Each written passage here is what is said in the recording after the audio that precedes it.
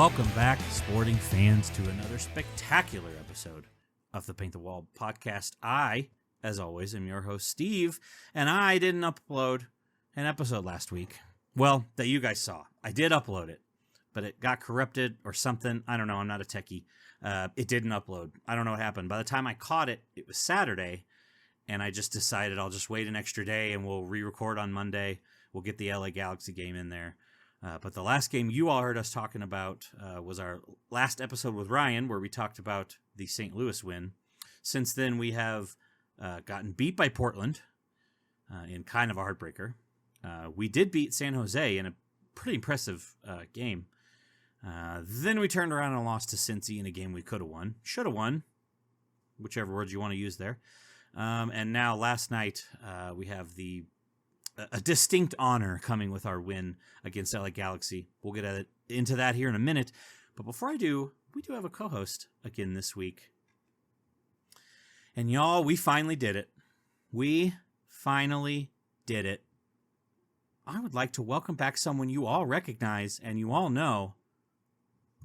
Logan's back. Hey! Welcome back, my friend. What's up? Thank you. Glad to be back. It's been a while. I'm excited to have you back on and get some insight and some witty banter as we do, you know? Sure. Yeah. Glad to be back. I figured this would be a good one to get you on. We'll get to why here in a moment. There's a specific reason why I wanted you to be on this week. And we will get to it here in a moment. But before, sure. I just teased it a minute ago, so let's get right into it. The Galaxy game. Yep. Distinct honor of being the first MLS club to win a game without taking a shot. Yes, you all heard me correctly. 0 shots, obviously 0 on target. Only 28% possession. But we led in the goal category, and that's all that matters, folks. 3 points we take home on an own goal.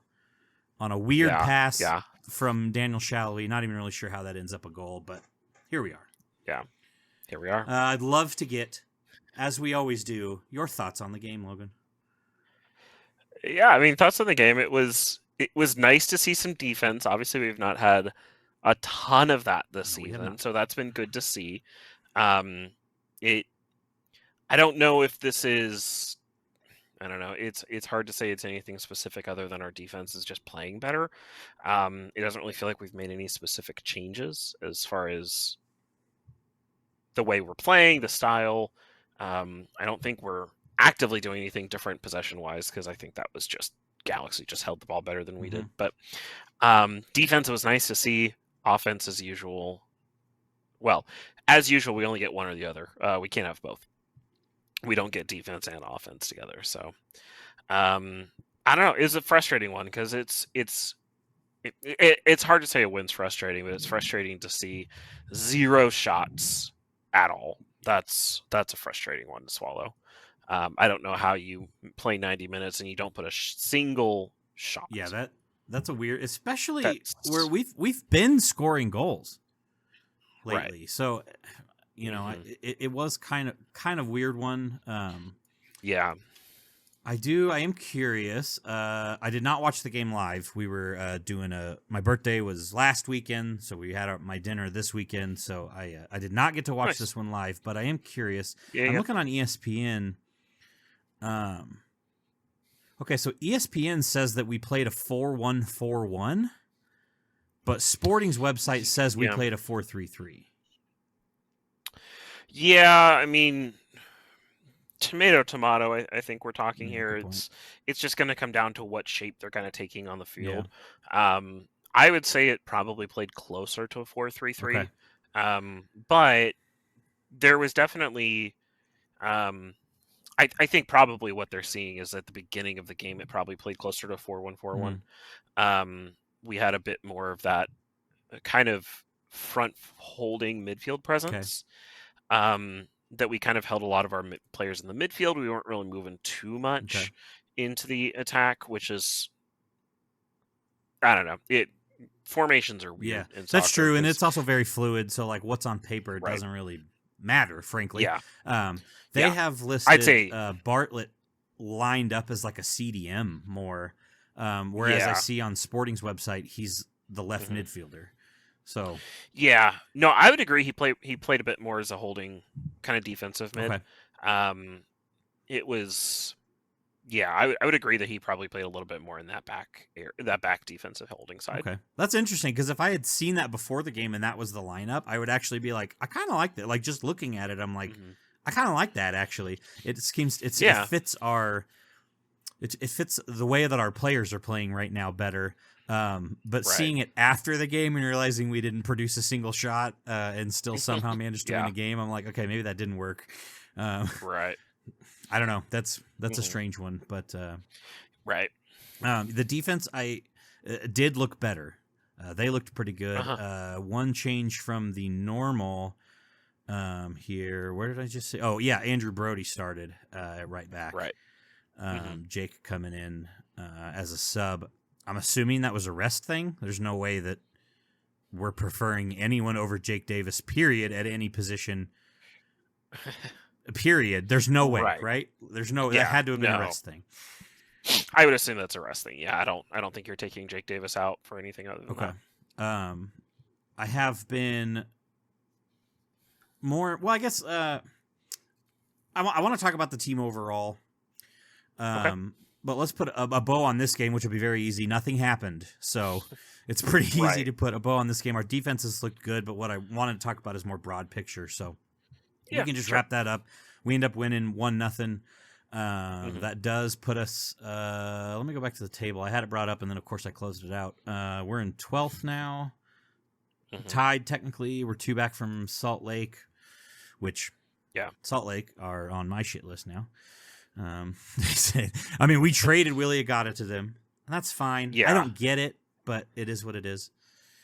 I mean, Salt Lake has been my most hated team in the MLS for a while. There's been some very personal losses at the hand of RSL. Absolutely. Yeah. But then they sign our captain, the one, the only, Johnny Russell, now plays for them too. And I sent you the screenshot of the jersey, the announcement with them in the jerseys, and I was like, wow, I just threw up all over my desk. Cool. Yeah. Seeing them in, what is it, claret and blue is what they call it? I don't know, dumb and blue, that's what I call it. Yeah, it's pretty ugly. I'm not a fan, but whatever. Right. We're still early in the season, sitting at 12th. We are 16 points out of first place Vancouver, who nobody's going to catch them. They're insane. They're flying. But still, Surgeon early in the season. Still, we don't need to table watch right now. I haven't really looked at it much. Yeah. So. And as longtime listeners and viewers will know, my most hated thing in MLS is the 97% playoff rate. So we'll probably make the playoffs. I think if I'm counting right, we are 5 points out of a playoff spot right now. So that's right. Let's dive right into the reason I wanted you on specifically this week. Okay. All right, let's do it. The last few games since St. Louis, we beat St. Louis in Carey Zavagnan's first game. That Portland game was a shame. A damn shame, some would say. We walloped San Jose, which apparently is just a team that we always beat when we play them on the road. I don't get it. Yeah. Seemingly so. But we walloped them. That Cincinnati game, we lost, but I felt that was one of those I felt good about that loss because we looked good. Cincinnati's just a very good team. But I felt better about that game. And now this weird LA Galaxy game, it is what it is. Right. Okay. I think Peter was the problem. Hey. And that's why I needed to have you on this one because I came to this realization before this episode and I was like, I got to have Logan on because we've talked about this ad nauseum. We've talked about it a lot. For 2 seasons now, both on and off of our podcast. Right. But okay, I get it. I think Peter was, and maybe I shouldn't say the problem. We have a lot of problems. Yeah. But I think the problem is that because of the way that this club has been built up with Peter at the focal point, it's pretty hard to say anything wrong with this club isn't Peter's fault. Yeah, I would agree. I still stand by my things could be different if they had actually let him sign players.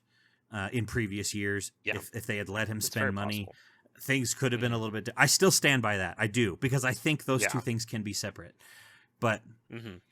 to the point of the run of play and our, tactics and stuff, because we are playing the same formation.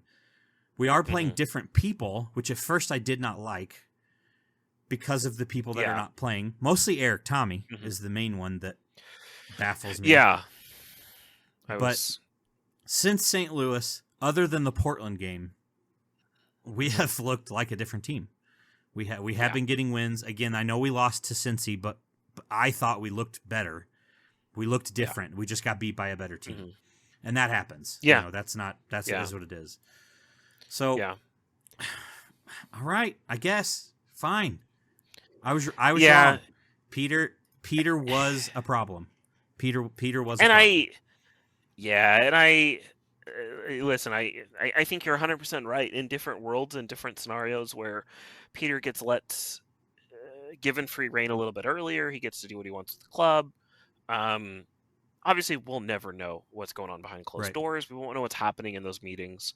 But there's a problem with a man having too much power in the club, which I think Peter had all the power, and at a certain point, that's too much. If you're winning, it's fine, but he just wasn't doing enough. And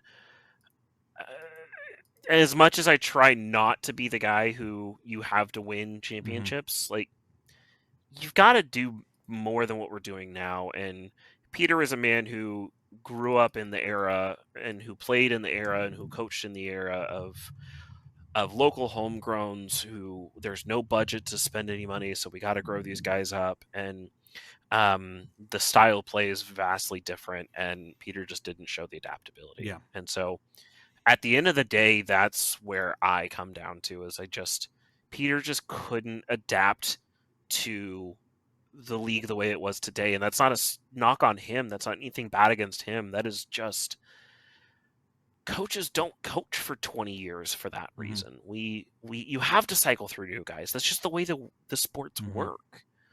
The greatest coaches of the world get fired eventually or quit eventually or whatever. So, I thank Peter for everything he's done. He did a tremendous work at this club. He, took us from nothing to where we are today. We have a lot to point to him as for what we have, but it was time. Yeah. So I'm glad we're doing something at least. I agree. And if we had been playing the same players that Peter was playing and we had this turnaround, then I would have been full bore. I was right. It was not Peter. Especially this season, the problem was we have half of a new team that have not meshed well, and now they're finally starting to mesh well. But we are playing different players, and we are playing a little bit different tactics. A little bit. Not crazy different tactics, but the formation, honestly, I don't even care what formation we play. Most teams play a 4-3-3. It is what it's more about the tactics and the players. Formation, also, like we were talking about, formation's fluid anyway. So I don't care about that, but Carey's done a pretty good job. Zavagnin, that is, he's done a pretty good job. I'm still a little bit on the fence as to if he's the answer or not, because it does, especially now that I'm kind of more come to terms with maybe Peter was more of the problem. Now I'm looking at it like, because he has made changes, but not drastic changes. He's still playing, Peter's vision, but with a few changes. So now it's kind of like, is this really going to work, or do we need to get somebody in here who is going to absolutely just flip everything around and we're going to be different? So, yeah. I think I do lean that other way. I think I still do prefer an outside hire. Again, we've, Peter's just had his hands in too much of this club and we need a fresh start. I do agree that we probably need something new. But I also understand the desire with familiarity, and whereas Carey may not be the guy, he's probably not the guy who's going to take us back to the championship or to the cup. He might be the guy that we hire and we have for a few years. Yeah, I think that he'll be around the rest of this season. Obviously, that'll depend on how the season goes. If we go on a long stretch of losing, get him out. But Right. if we kind of keep with where we're at now, winning, lose one here, win, draw, lose one here, then he'll probably stay around the whole. If we make the playoffs and go on a huge run, give him another year. I think it feels very much like a let's see what you have, let's prove it. Now, having said that, it's 11:30 my time on Monday. We will finish recording in 10-ish minutes, so that means in 12 minutes we will hire Josh Wolf and announce it, because that's my luck. Every time we record an episode, something happens right after. So, right, exactly, for sure. Who knows? No, I mean, the owner's made it clear it's his job to lose. And honestly, probably the benchmark for him is playoffs. I would agree. Yeah. I think if he makes playoffs, it's his job. For at least a year. Which, right, he gets at least a year. He'd probably sign him on a 2-year deal, and they buy him out the second year. Which, I mean, again, stupid benchmarks is very unfortunate. It's actually a little... I did forget that San Diego joined this year. So that now... I mean, it's still more than 50%. Well, okay. I think technically the way it works is only 8 teams make the playoffs, because the 8th and 9th team is technically a play-in game. So technically speaking, it's just over half. Still, regardless of the point, it's still too many teams. So it's not a hard benchmark for him to hit. So, but I think that's probably his benchmark. Is if he makes the playoffs, I think he's probably got a job next year. Yeah, I would agree. Also, for what it's worth, this shows just how much attention I've been paying between work and this podcast. I 1,000% thought San Diego started next year. Until you said that, I literally was going over to the thing and I'm looking and I'm like, are they in here? Not only are they in here, they're in 4th. Yeah, they're playing well. Oh, okay. They're playing well. I mean, that's expansion teams. You look at every expansion team that's hit MLS since since I've been following soccer. You've got LAFC, who broke their points record. You've got San Diego, who's currently in 4th. Atlanta, who won the cup their second year, I believe, that sounds right, after a really successful first year. Cincinnati did really, really well. Miami, Nashville. No, Nashville was an expansion. I think they were. Were they? I think they were or maybe that was Cincinnati that I'm thinking of. They were a USL powerhouse, and they got moved up. It wasn't. It was Cincinnati. Technically an expansion, but it was a move up versus. Yeah. It was literally the reason why we should have promotion and relegation. Anyway. Yeah. That's a whole conversation we could get into. But anyway, expansion teams always seem to do well, and I don't know what to make sense of that, because it's not like they're not coming in with good talent. They just always seem to do well. Austin FC is probably now, even to be fair, their first year, I think they were the 1 seed. Might have been their second year. I don't really remember. Since then, they've dropped off considerably. I mean, right now they're in 6th, but I thought I remembered one of their first 2 years they were really good. They had dropped off a little bit more. Actually, I guess Atlanta, now that I'm looking at the standings, is really the team that's fallen off the most since their initial success. But either expansion teams seem to do well for whatever reason. It doesn't make a ton of sense. Miami or Nashville and Miami both joined in 2020. Oh, okay. Anyway, I forgot Nashville was that recent. Yeah, me too. St. Louis, you may have mentioned that one. That's another one. It was their first season. They were the 1 seed, wasn't it? Yep. And then how did that go for them? They won the cup. Oh, they don't have a cup. That's right. Right. They have no. They lost to somebody in the first round. I think. How many? They won 0 games in that playoffs. Yeah, that's right. Who did they play? I forget. Let me see. Oh, us. That's right. Oh crap! They played Big Brother Kansas City, and we sent them packing as one. We reminded them who they are. Yeah, exactly. Reminded them that they are little brother. Yeah. All right. Well, any other thoughts you have on the team or things from the last couple weeks that you want to mention? No, I mean, it sounds cliche to say, but for the first time in a long time, it feels like we have hope as a team. It feels like we have a direction. It feels like we are at least doing something. And that's been, I think, the biggest thing for many, many years is people just wanted something being done. and all it felt like was just Peter doing the same thing over and over. And so I always feel bad. I feel bad for the hate Peter got, but at the end of the day, if you're not doing anything, definition of insanity. Exactly. You gotta do something different, and it just never felt like he Yeah. was. And so unfortunately it was time. And like I said earlier, coaches just don't last forever for that reason. They have to move, they have to move out eventually. So yeah, for me, I'm hopeful to see where we're going.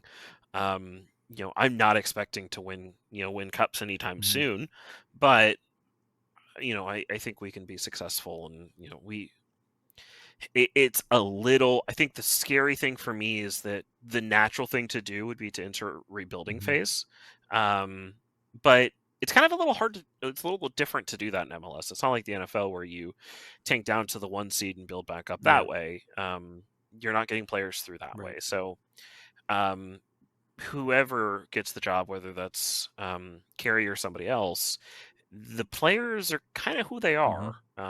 We might be able to sign some new players, but we can't really get rid of any of the players we got now. True. Especially not any of the recent signings. So, yeah, it's going to be interesting to see what happens. But I'm excited for the way things are going. I think it could go well. It's going to take a little time. But yeah, speaking of our recent signings, I am curious who your favorite recent signing is. Who's your favorite new guy for this year so far? I mean, it kind of feels like cheating, but Bartlett's been my favorite. Yeah, no, I like that. He's been very consistent. I really like Bartlett.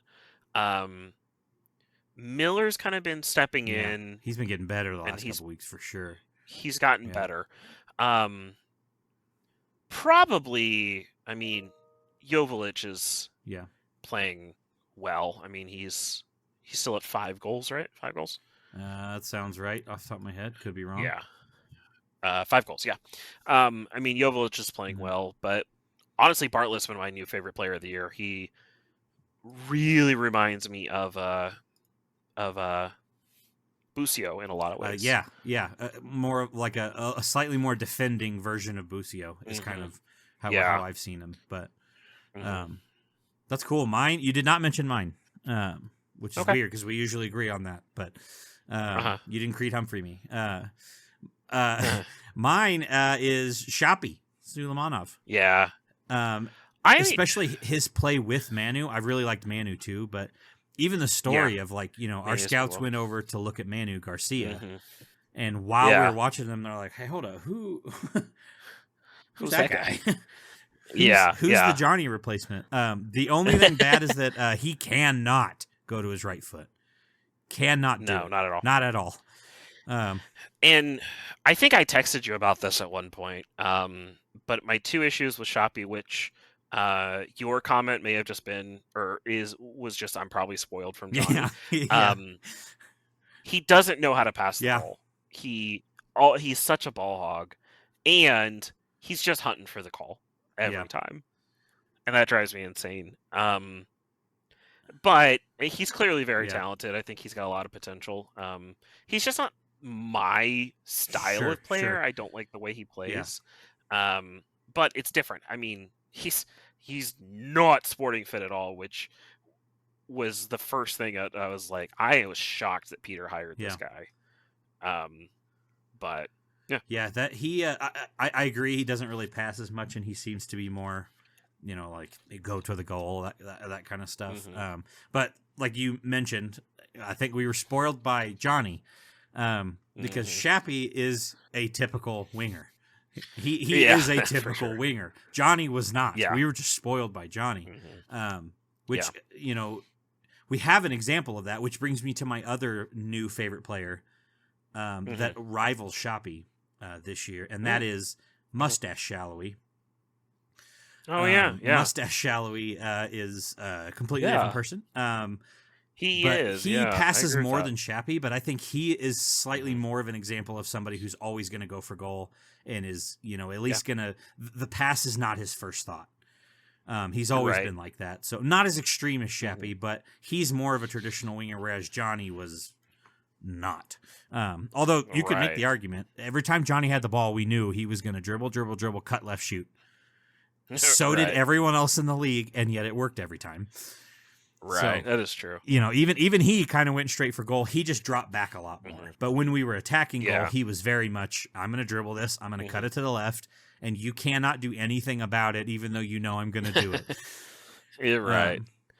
But yeah, I mean, Shallowy's been playing much better this year, at least in the second half. I mean, since second half of the first half of the season. I got you. Yeah. Yeah. Second half of the 15 games we played 11, so far? isn't it? And we only played 11. 11 games. 11 games, yeah.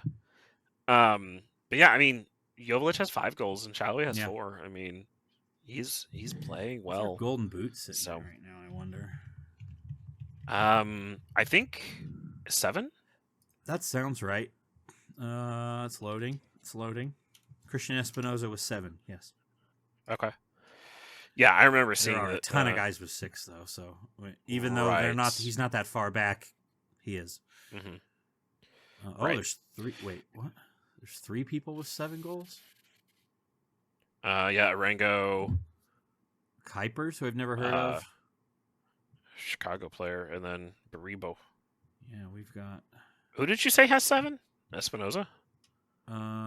That's what it said. Well, maybe I was looking at something different. Let me go back. Oh, that's assists. I'm looking on the wrong one. Oh, gotcha. Yeah, he has 7 assists. Gotcha. Golden Boot is just... Is it points or just goals? I can't remember. Just goals. That's right. Yeah. I did the same thing. I looked at assists as well. There's a ton of guys with 6. A ton of guys with 5, too, honestly. So it's a so pretty early, compact though. list so far. Haney Mukhtar will eventually be up top. So. Very, very, very likely. Awesome. Well, I don't have anything else for our current state of the team. Do you? If you have anything else, No, I mean, the only thing I say is that it's ironic saying this considering he's our current Golden Boot guy. I still think the key to our success this season is we have to shore up the defense, which we made steps in that direction. We got to figure out how to use Joveljic properly because he is not a target man and it's not his strong suit. If you watch all of his highlights from Galaxy, it's all counterplay. It's all in quick build up, quick responses, which doesn't suit our typical ball holding style. But at 28% possession against Galaxy, so maybe we're not playing ball holding style anymore. Yeah. Maybe that wasn't intentional. And that's not even like a, it's it was the defending champs. The defending champs haven't won a game yet this year, so correct. We're not playing a typical LA Galaxy team. Right. So, that and if we played like that against any other team, we would have got beaten by 4 goals. Right, for sure. But yeah, I think those are the 2 keys to this season. If we can figure out how to use Joveljic properly, which I think involves more counters, more quick build up of play, I really think we can unlock something with him. And then, defense, and then just those X factors. I mean, you just got to find your guys that are going to do, middle of the table. We've always struggled with, we have our Golden Boot guy, and then we've got 19 guys who have 2 goals. Yeah. You gotta have that middle of the table guy he's going to put in 10 goals this season, 10 assists. He's not going to blow up the table, but he's going to just put in the work you need. Which all I'm doing is just describing basically every phase of the game. But if we just play better everywhere, then we'll win the league. That's true. If we just play better and score more goals than the teams that we play, coaching's not that hard. Yeah, that is true. Yeah, I don't understand. No. Just score the goals. Don't let them score. We score. We need to score those. For sure. So, yeah, I think that's all we got to do. That's all we got to do. I think those are the keys for our season. Is we got to figure out those 2 or 3 things, and I think we can recover. Again, playoffs is not going to be hard for us to hit. That middle of the playoff pack, I'm trying to find the standings. That middle of the playoff pack is always easy to chase into. 4, 5, and 6 got one team. Yeah. So I think we can make the play-in game maybe even work our way out of the play-in spots into just a playoff spot. But it's Yeah. So yeah. All right. Well, hey, I appreciate you joining me this week. Thanks for having me. Nice to get your insight again. I'm sure everyone will enjoy seeing you again for sure.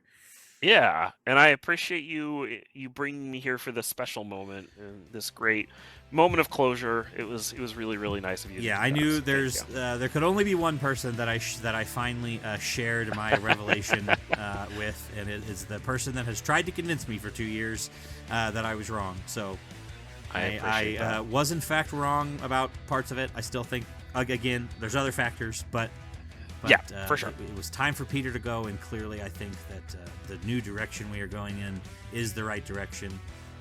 Will it continue to get better? Only time will tell, but that's what we're here for. We're here to watch it and see what happens. So that's right. Go Sports. Logan, I appreciate you joining me. I appreciate you as always.